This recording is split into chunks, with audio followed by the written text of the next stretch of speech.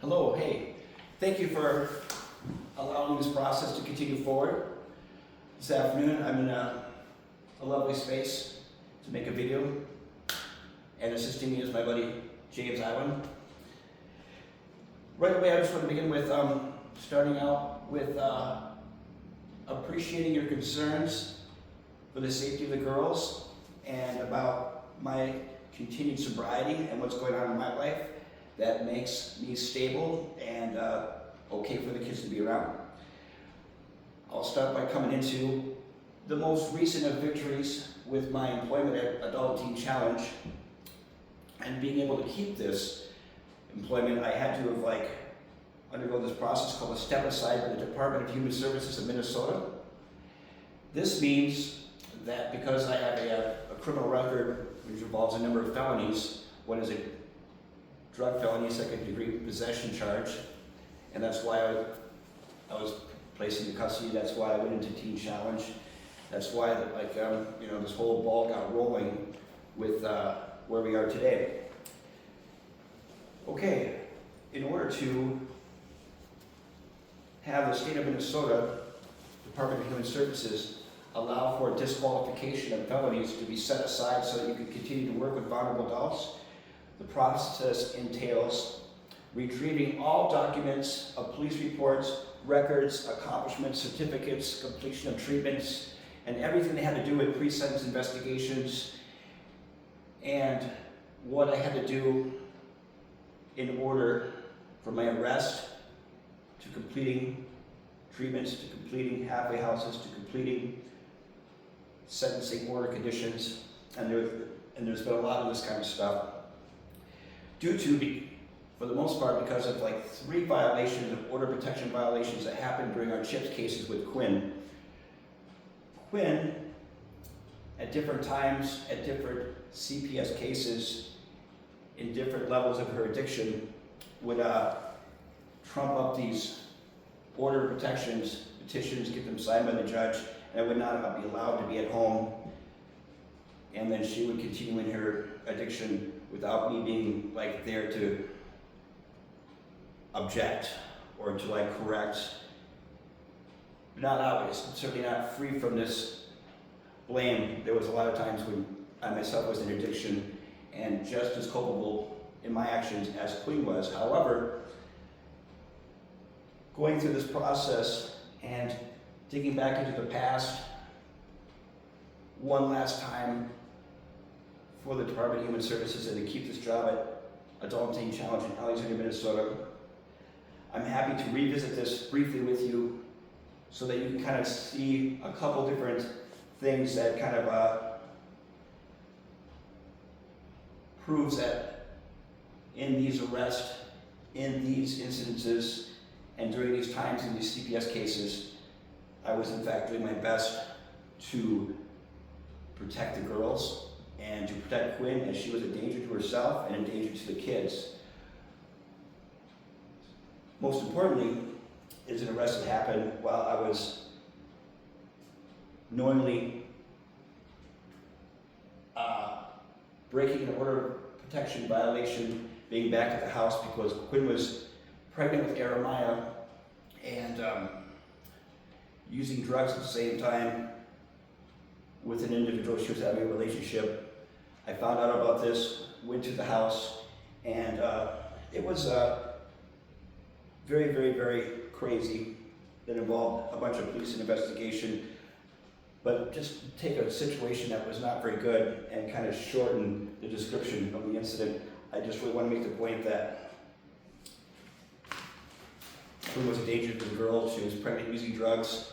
While this was going on during a CPS case and in courts, I literally had the judge asking my lawyer, CPS caseworkers, how it was that Quinn was able to continue using, failing drug tests, and the CPS people weren't doing anything about it, and the sheriff's department weren't making appropriate arrests at the time when she'd be failing drug tests while pregnant. There were so many things that were happening, a lot of moving parts that allowed for mistakes, and I felt at that time that I needed to take measures in my own hands by violating my order of protection, going to the house, getting involved in the situation. Well, the police would come over and eventually arrest me, but not before I had Quinn arrested for drugs in the house, where she was able to go into custody, and then a 6-month commitment order was established where she was able to go to treatment, get help for her addiction. And while this process was happening, in her 2nd trimester, 3rd trimester with Jeremiah, she was sober, and the baby was able to be born.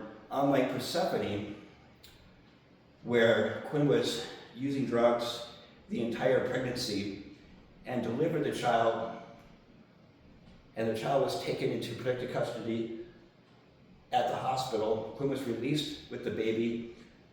The baby and Quinn came to the house. The hospital had made a mistake between the admissions and people letting her leave the hospital with the child. The authorities came to the residence and took the child right out of the back seat of the car before the baby was even allowed to come to the house, where I was waiting with dinner and stuff like that, happy to see the kid. That was crazy. But in this case, where 2nd pregnancy, Jeremiah, I knew that like social services, CPS, and the sheriff's department weren't doing enough to protect the baby, so I went ahead and broke the law, so to speak. I'll show you something here. In this document here from the case files of the police report, it says that I went out to the car, got the police's attention, and asked that I would help them out, make the arrest of Quinn, and show them where the drugs were in the house. In all of these order of protection cases,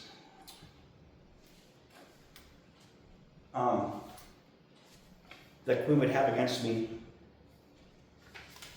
violations in paperwork would always be dismissed by Quinn eventually, because it had less to do about me being an aggressor or me being involved in craziness. It was more Quinn being involved with her mental illness, her train of thinking that she was in danger, that there was things going on, unhealthy extracurricular relationships outside of ours, and stuff of that nature. There's a term called drug-induced psychosis, and this was what Quinn was experiencing, which is very, very similar to the mental illness known as schizophrenia. As a matter of fact, these two conditions are very similar and alike, and the mental health industry and the spiritual industry kind of bring these things into like a parallel. They don't really understand which is chemical imbalances or a neurological disorder or a spiritual implication involving drugs and the dark side of like demonics. So there was a lot of this stuff that was happening, and I'm proud to say that surviving these incidences with the police, being arrested numerous amounts of times, going to jail, getting out of jail, and having sentencings like domestic violence classes. I spent 18 weeks going through domestic violence classes. I did a number of incidents where I went to anger management courses, always completed my probations. To have these circumstances set aside for disqualifications for the Department of Human Services, Minnesota State, you have to prove that you completed all your sentencing orders, everything is appropriate, documented, and reviewed. This is a very proud thing for me. This is exactly what happened. I'm going to grab a drink here.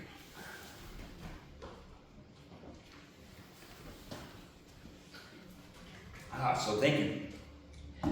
This is a lot to get off my chest, considering we're about ready to sit down, have a conversation, get to know each other a little bit. I would just like for these things that are on the table here to be a part of the past, and for you guys to understand that I've always had the best interest of the girls in mind. My actions are provable, and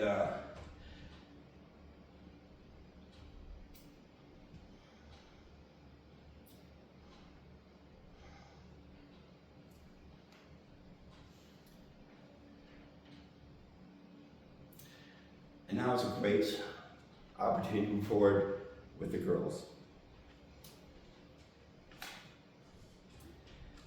Excuse me for a minute. I get a little emotional. It's okay, keep it rolling, Jim. Okay. So getting choked up, I whisper down and get a little quiet, but that's okay. I'm so relieved. I am grateful for opportunities to come up to where we get to eventually know each other and develop a really great relationship as friends, and get to experience many future things that the girls are going to experience and grow into, and to enjoy a greater quality of life for the girls.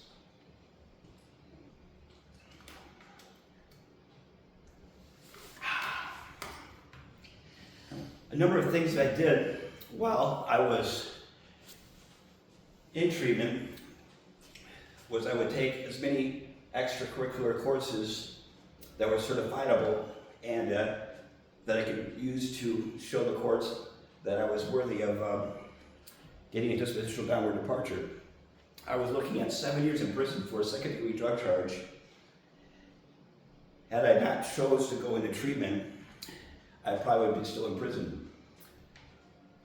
While I was in treatment, I would do things like take parenting courses, security and parenting, alpha courses, any therapeutic process I could to help my position, my wellness, my mental health, and my standing with my counselors, my probations, and the courts. All this played out really, really great. I was able to get a dispositional downward departure from the state of Minnesota and to continue on with my recovery program. At that time, it was continuing on with the halfway house and furthering my recovery, because this was shortly after I had my surgery. I had open heart surgery and full recovered. Probably it's going to add 10 to 20 years to my life. Very happy about that. So,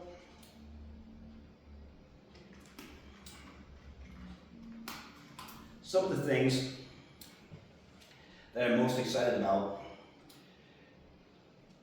with the girls is to develop a great relationship with helping them with their musical talents. They come from a very, very musical family. My grandfather, Paris Thompson, was the first chair violinist at the Minneapolis Chamber Orchestra for many years. My aunts, uncles, and cousins are all very musical people. And this is where Persephone and Jeremiah pick up these things, and I'm pretty sure you have great joy in seeing them bounce around and dance with music, sing aloud, and all these great things. Being able to develop a connection with the girls and help them develop their musical gifts is awesome. This is one of the things that I cherish the most, and I'm grateful for the opportunity. This is a little more emotionally heavy than I thought it was going to be.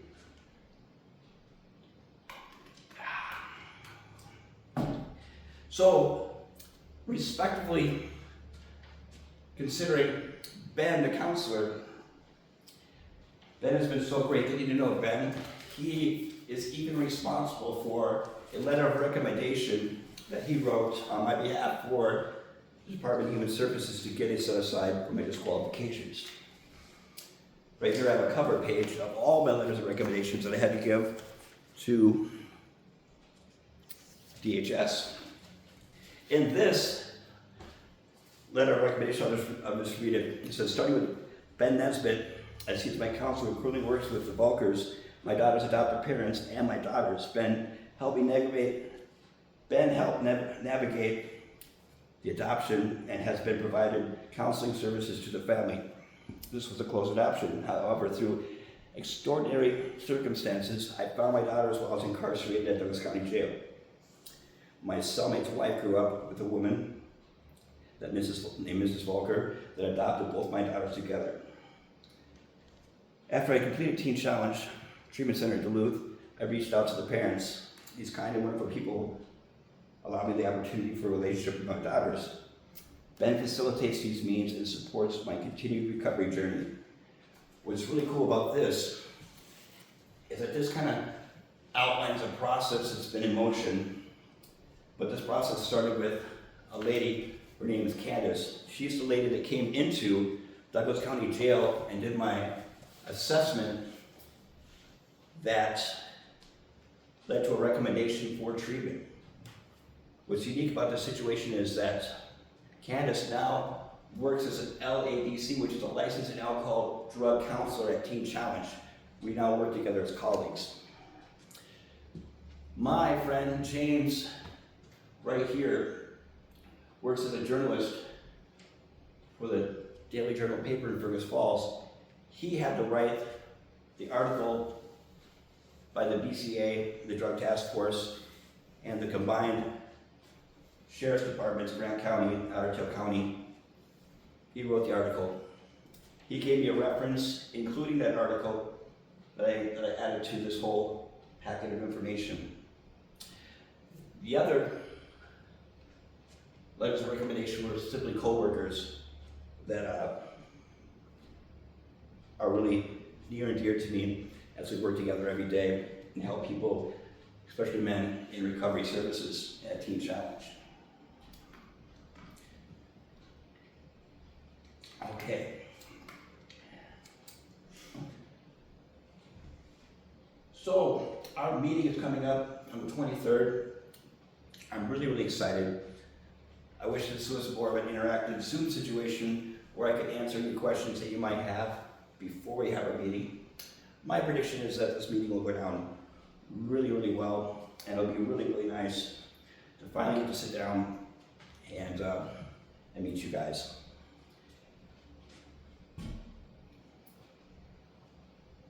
We stop here? Are we good? Is it rolling? Cool. Oh, it's good? Okay.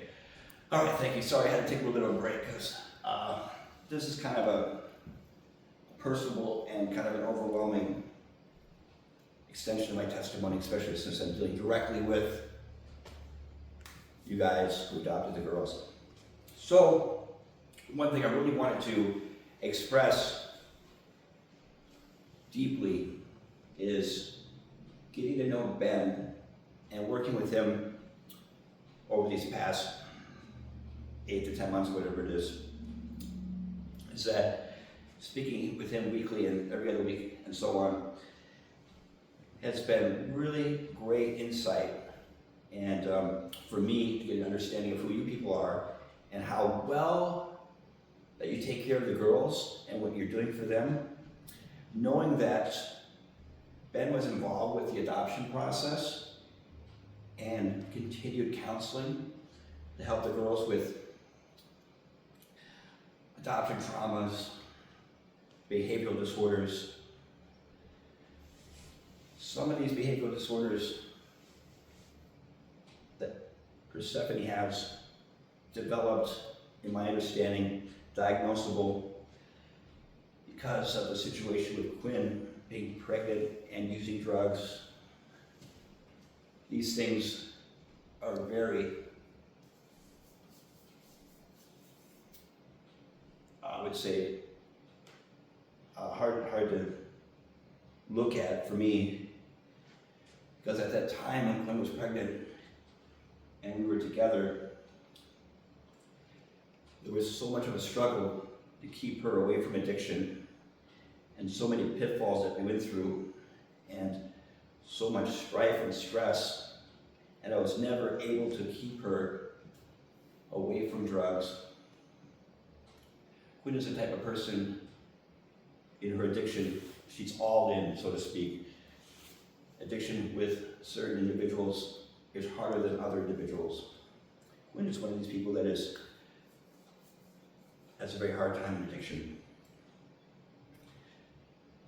When we were on our way to deliver the baby, Quinn was given the option to have the labor induced to where she was ready to give birth.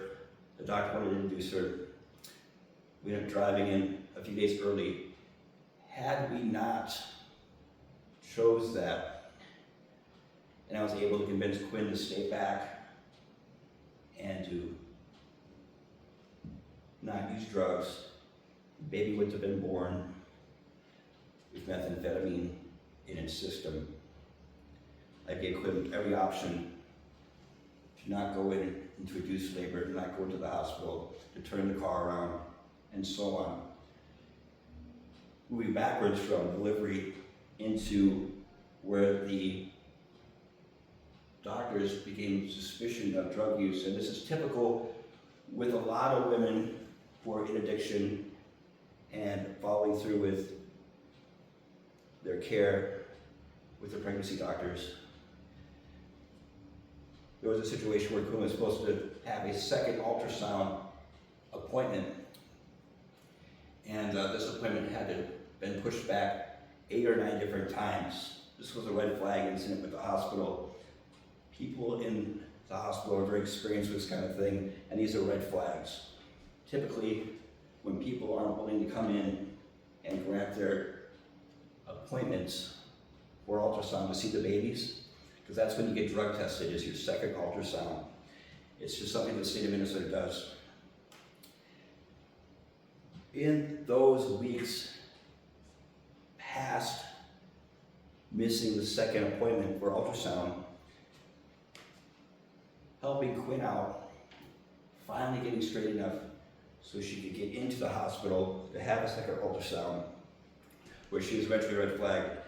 That's why they tested the baby right after it was born and took the baby away, cared for the baby, and gave her, I don't know what the process was. They have a medical procedure to detox the baby, monitor the baby, and stuff like this. The whole pregnancy was crazy with things like this. Knowing what Ben told me about different behavioral problems with Persephone really is troubling for me in the aspect that it's like, I don't even know how to say this. I wish I was able to do more for Quinn while she was pregnant with Persephone. I wish there would have been an opportunity, like it was with Jeremiah, while Quinn was pregnant with her, to step in and get involved and have Quinn forced into a treatment situation. Fortunately, with Jeremiah, there was order of protection that was in place. The police were involved because I was there, and that situation just led into a commitment order because we were in a CHIPS case, and there was drug tests being failed, concerned by the caseworkers, concerned by the judge, concerned by the guardian ad litem, and that's just kind of like where that situation is and what it was like. Knowing that you guys caring for the baby, I shouldn't say baby, I should say Stephanie,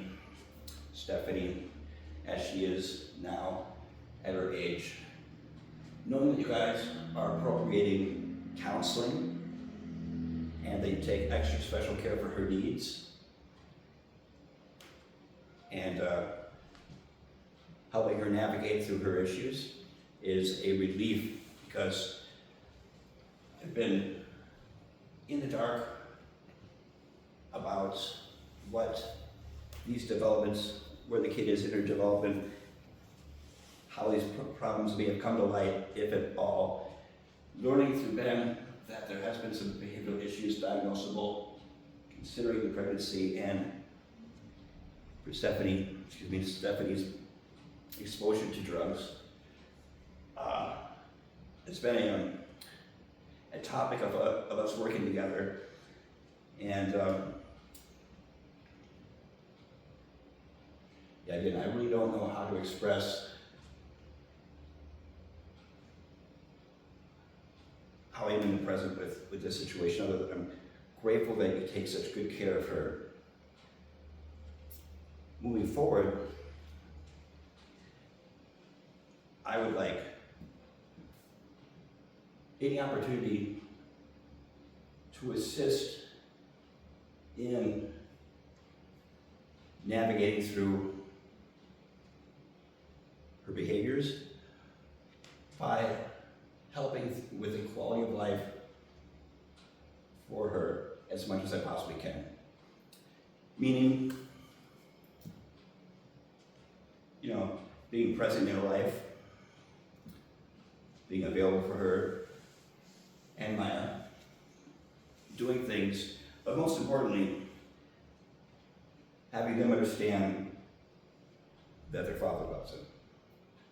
I believe that's crucial.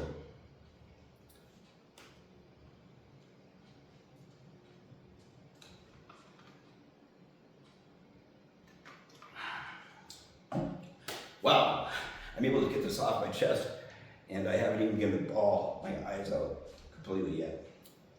Okay, so I'm doing good.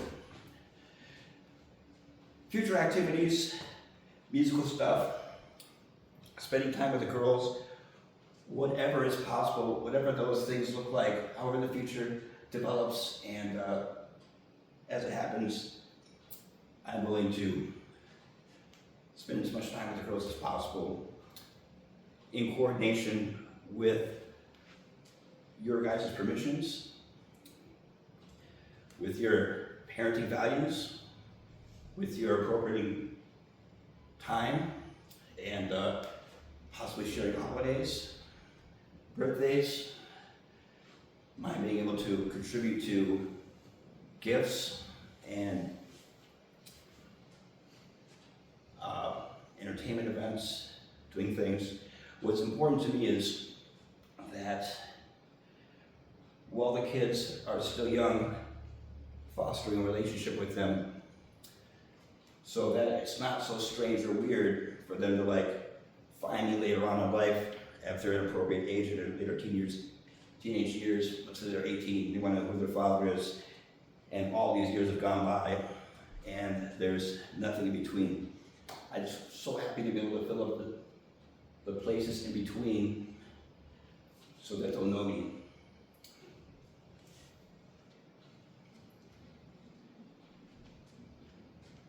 I am grateful to move forward, but I want you to know that I don't want to stand in the way of parenting between you guys and the children. I feel that appropriate boundaries being established when we get together and meet for the first time is great and appropriate. What those boundaries are, what they look like, we'll work those out. Things that are of my greater interest with the girls are spiritual development, musical development, and downhill skiing. Throughout my childhood, I was an avid downhill skier. I believe the girls would like this activity, and I would just love to be able to take them to Andy's Tower Hills and enjoy afternoons like this on the slopes. Camping, outdoor events, and whatever's possible.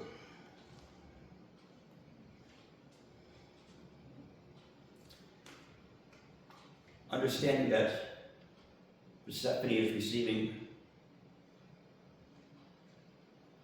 homeschooling is an outstanding blessing. When I heard this, I felt so relieved because one of the things that their mother and I wanted to do was provide homeschooling for the girls. This was something we had spoke so much about and prepared a lot, different curriculums, researching online, and making determinations for their kids' future with their education. I'm not a complete prescriber in public education, especially these days. I feel that with Persephone's attentions and her unique senses of individualism and her behaviors as an individual, she is a lot like her mother and myself. And I think that she would do much, much better outside of an indoctrination and structure of public school education. Definitely the benefits of being home and being able to learn at an individual pace is something that is much, much more beneficial to her. These conversations that I had with Ben have been crazy reassuring and really endearing, heartfelt, and I'm so appreciative that you guys would go through these extreme measures to accommodate the needs of the girls. If you can imagine a father losing his two daughters to a crazy drawn-out process of 3 different CHIPS cases involving so many different police arrests, craziness, mental illness, addiction and stuff like that, and to not know where your kids went to or how they were doing, who they were adopted by, and what kind of people, what kind of values that these people had, it's been a really dark area of my life. Having these things come into light as we're moving through this process of counseling and finally getting to know each other, I am just really, really relieved that the girls have such great people on their side. Yeah. A little bit about QuinFast, and I'll wrap this up because I don't know how much more I can handle at the moment. Quinn was recently taken into custody for failing to comply with her sentencing orders from her arrest and sentencing from drug possession arrest. She failed to go into outpatient treatment as sentenced. She continued to violate driving after her vacations because she lost her license. This situation wound into Quinn being arrested for a warrant, being taken into Douglas County, and now she has reached out just the other day, called me and let me know that she's in a treatment program. She's gone from custody of jail to being in custody of a treatment program that is in Hutchinson, Minnesota.